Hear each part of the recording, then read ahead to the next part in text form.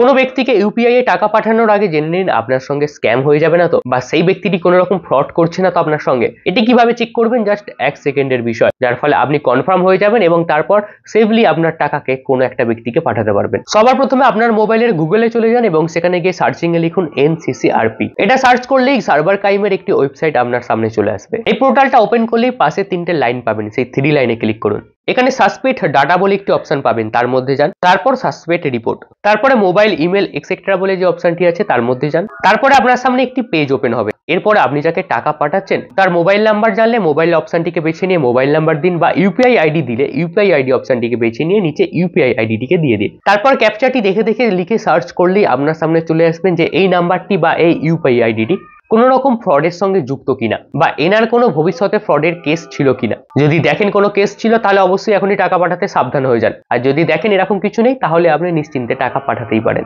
আর প্রতিনিয়ত এরকম ভিডিও পেতে আমাকে সাবস্ক্রাইব বা ফলো করে রাখতে পারেন।